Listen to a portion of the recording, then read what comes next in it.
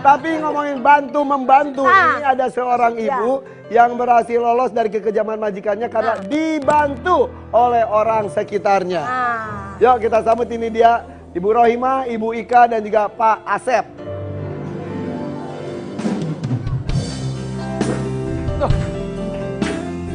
Halo, assalamualaikum. Silakan Asep, alhamdulillah siap. Mas Rafi, sehat Mas Rafi? Ayo, dapat salam dari orang Garut. Salam dari orang Garut. Mangga, sini. Mangga, duduk sini. Ini ada ART, asisten rumah tangga yang dianiaya. Aduh, kita sangat miris sekali. Kita lihat dulu ini berita-beritanya. Ini repot amat sih gue mau bacain berita. Ini ada berita-berita. Yuk kita lihat tayang dari sini. Wah, Teh Rohimah sehat sekarang? Alhamdulillah. Ya. Ini tadi ngobrol dikit sama pengacara, kata ini juga prosesnya juga sampai mau dan juga bisa tampil depan umum juga cukup lumayan ya. Betul. Ya. Itu kan sudah 5 bulan kerja di tempat itu. Sebetulnya di bulan keberapa mendapatkan tindakan Di kekerasan? bulan ketiga, 3 bulan. Ketiga. Iya. Kekerasan pertama itu kalau boleh diceritakan apa yang dia lakukan? Ya, pertama mah cuman ya biasa dibentak, pas kesini-kesininya mulai main tangan. Nah, kalau main tangan fisik apa yang pertama dilakukan? Paling juga ini yang pertama mah punggung. Diapain? Dipukul. Dengan tangan. tangan. Iya. Oleh bapak atau ibu? Oleh bapak. Bapak. Iya. Terus gara-garanya apa?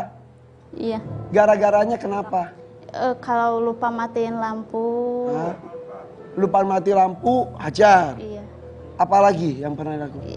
Iya, suka dipukul juga pernah. Katanya ditusuk peniti itu gimana Iya. ceritanya? Iya pernah ditusuk peniti. Iya, ini. Coba dikasih. Innalillahi wa inna ilaihi raji'un. Kirain aku tuh ditusuk peniti itu tes gitu. Kok bisa seperti itu? Iya, soalnya dikini. Oh, dibeset-beset ya. Gara-gara apa? Katanya saya teh bilang sama orang-orang, padahal mah enggak. Oh, jadi kamu disangkanya speak up ke orang-orang. Oh. Nah, terus kalau mata alhamdulillah kan udah lumayan nggak lebam lagi. Tapi aku lihat dari dekat maaf ya masih ada ya. Iya, Masih Itu lebamnya masih ada, ini ketutup make up. gara-gara apa? Iya, orang tuanya nanya itu kenapa lebam, nggak apa-apa bu, kata saya teh. Nah, lebam tuh Kak diapain? Ini dipukul, Muka. iya, mata. Katanya kamu pernah dipukul sama alat masak juga? Iya. Iya, Bagian apa?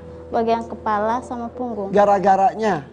Karena apa? Iya, gara-gara itu cuman lupa matiin listrik, air. Kata-kata itu. Iya. Katanya kamu pernah megang bayinya, Iya.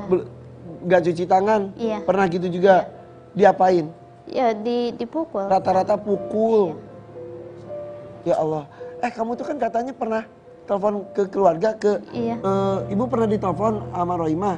Penuh. Iya. Oh, tenanon Sunda we Sunda. Ibu kantos ditelepon ku Rohimah. Kantos, Mun. sasasi, kaduana, Mun. terus nincak tilu sasi, kadieu teh aya. Oh, jadi di awal-awal bulan kerja, 1 bulan 2 bulan masih ditelepon. Selanjutnya nggak ditelepon, nggak ada kabar. Tapi pernah nelpon ke keluarga kalau disiksa?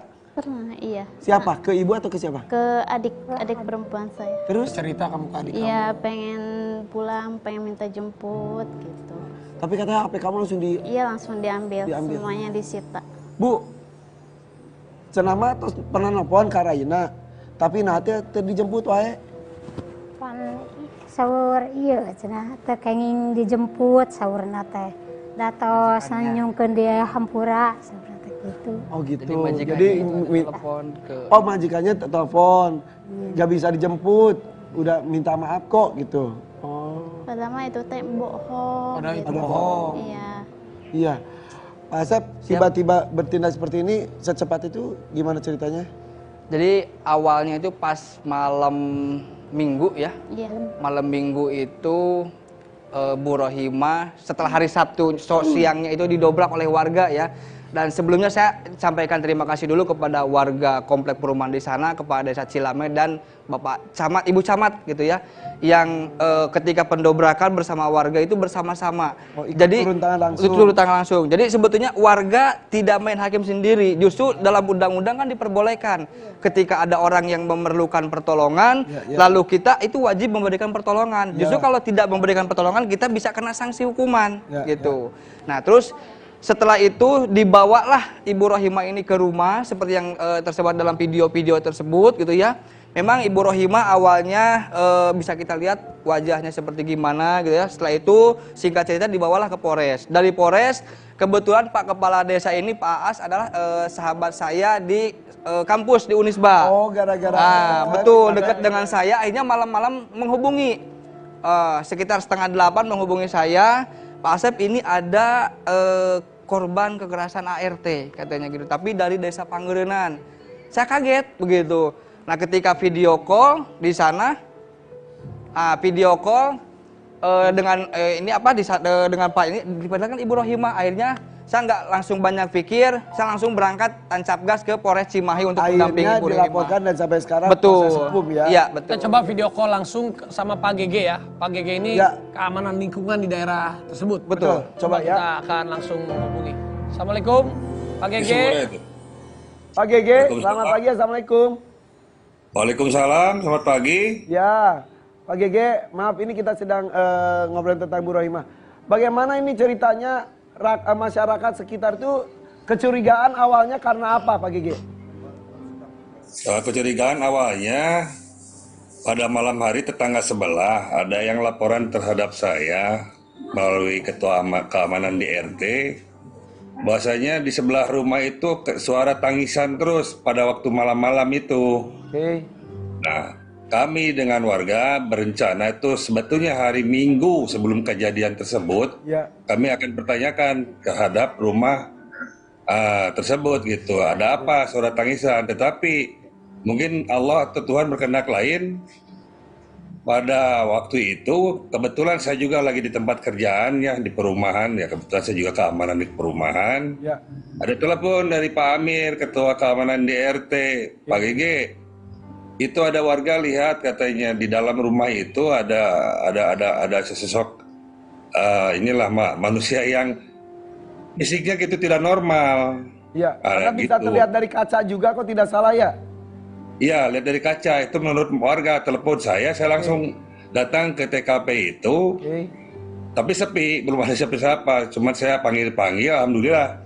Warga yang lain menghampiri, saya panggil, ternyata Rohimah itu keluar, ada menampakkan diri di kaca ya Rohimah ya. Oh iya, betul. Betul nggak gitu. Ya betul. Lantas saya bertanya terhadap Rohimah waktu itu, Rohimah, kenapa itu mukanya? Saya tanya gitu, dia nggak mengaku awalnya, mungkin merasa takut gitu. Oke. Akhirnya dilakukan pendobrakan setelah bersih tegang dengan pemilik rumah, betul ya? Kalau tidak salah, kalau terlihat dari video yang viral itu. Sebetulnya bukan begitu, pemilik rumah itu belum datang pada waktu itu. Saya dobrak itu, saya telepon dulu tuh Babin Katimas, termasuk Pak Aas, temannya Pak Asep itu. Pak Aas juga teman saya juga kebetulan, termasuk Bu Camat dan Babin Katimas. Saya telepon, akhirnya beliau-beliau itu datang semua, baru di situ saya melakukan, saya sendiri yang membongkar itu di Pakai Linggis, Kang Irfan. Oke. Langsung jadi Bu Rohimah langsung diselamatkan.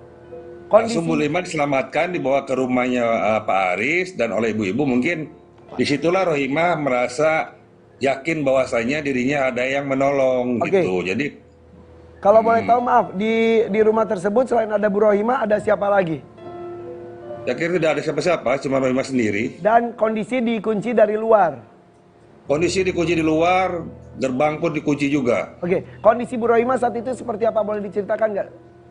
Kalau kondisinya saya merasa miris lihatnya ya, muka lebam di kedua belah matanya, gitu. Terus di kepalanya saya lihat juga di rumahnya Pak Aris itu ada sedikit lebam-lebam kayak gitu. Terus belakang tubuhnya itu banyak sekali luka waktu itu. Oke. Betul ya Pak ya? Iya betul ya. Nah Pak, mau nanya, ketika yang video viral yang pemilik rumah datang terus berdebat dengan warga itu berarti setelah Bu Rohimah dibebaskan? Ya, Bu Rohimah dibebaskan. saya sarankan bawalah ke rumah sakit untuk divisum ya. Ya. Sambil nunggu itu divisum, saya dengan pihak kepolisian pada waktu itu dengan warga coba untuk bertahan, tunggu dulu, siapa tahu si yang bersangkutan atau si tersangka itu pulang. Oke. Dan kebetulan alhamdulillah pulang pada waktu itu jam 13.00 lah. Datanglah si majikannya itu yang menganiaya si Rohimah. Ya kami tanya seperti di video-video yang viral itu. Oke. Saya tanya dulu itu suaminya awalnya. Oke. Tapi ya mereka tampaknya seperti wajar saja mengunci dari luar dan sebagainya gitu ya. Ketika terjadi percakapan di luar rumah itu. Iya betul. Oke. Sebentar Pak, kita lihat lagi yuk video kejadiannya yang viral itu ya. Kita lihat ini dia. Sebentar. Oke, Pak. Waduh. Saya pribadi baru lihat yang video yang itu. Saya juga baru lihat itu. Masalah itu warga semuanya kompak dibantu oleh kepolisian. Jadi prosedurnya tidak langsung geruduk ya Pak ya. Jadi prosedurnya dilakukan dengan benar juga, betul ya Pak? Betul. Saya melalui prosedur, saya telepon dulu Babin Kaptibmas yang terkait supaya nanti juga kami tidak disalahkan secara segi hukumnya gitu Pak Irfan. Ya, sebentar. Rohimah, Iya. kamu tuh kan itu kacanya juga cukup tipis sebetulnya ya. Kamu kenapa tidak kabur dipecahin atau apa gitu? Gak berani. Berani. Gak berani. Kamu menerima ancaman emang? Iya. Terbuka aja, nggak apa-apa, Iya. disampaikan aja. Iya. Apa ngomong aja? Ngomong aja. Apa jadi biar katanya? tahu. Maaf kalau boleh cerita. Iya makanya dikunci dari luar, gak boleh bilang sama siapa-siapa. Gak boleh bilang Bilang siapa-siapa. siapa-siapa. Katanya kalau sampai bilang kamu diapain seandainya Iya, ketahuan. bakal dipukul Dipukul lagi, dihajar lagi.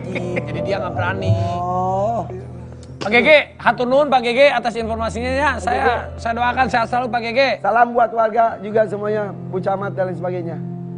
Sami-sami, Mangga, atur mangga. nuhun pisan, Kang Rapi, Kang nuhun. Irfan. Mangga. Terima kasih Adriana. Pak Gege. Assalamualaikum. Assalamualaikum. Assalamualaikum. Aduh, ini Tuh ada istrinya tuh tadi masuk. iya. Iya, lagi masuk kamar. Iya. Oke.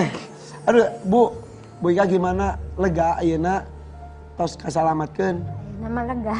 Nuhun. Masih diselamatkan ku Allahnya. Tapi nanti kita ceritakan pasti bukan hanya fisik aja, Iya. pasti psikis dan juga mental juga terganggu. Iya. Dan apa yang akan dilakukan sama Rohimah setelah ini. Oke. Ya, jangan kemana-mana yang ya. jelas terima kasih kehadirannya. Mudah-mudahan proses hukumnya juga bisa didampingi Amin, ya. Ya. Dilindungi aja. Hatur nuhun ya Bu nya. Pokoknya tetap semangat ya. Nuhun, Pokoknya Bu. mah keadilan selalu ada. Betul. Tetap semangat. Insya Allah bisa kerja lagi, bisa cari uang lagi, cari nafkah Amin. lagi.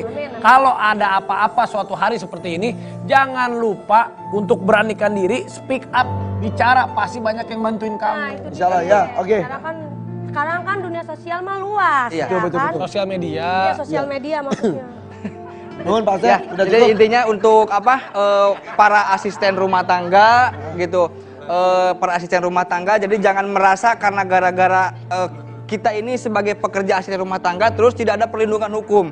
Jadi sekarang sudah ada gitu ya, bahkan sudah diatur dalam undang-undang PKDRT atau kekerasan dalam rumah tangga gitu ya. Jadi keluarga itu bukan hanya anak, istri dan sanak saudara, tetapi Suami, istri. asisten rumah tangga pun dimasukkan dalam undang-undang KDRT. tersebut. Betul. Oke, siap. Jadi dijamin dilindungi oleh hukum. Oke, terima kasih informasinya. Dan selain Rohimah, kita juga punya nih seorang perempuan yang banting tulang untuk memenuhi kebutuhan keluarganya. Infonya dia katanya udah capek dan minta gantian, minta suami yang disuruh cari uang Siapa saja. dia? Siapa dia? Ada artis besar. Setelah yang satu ini tetapi FYP for your pagi ya. Sakit hati.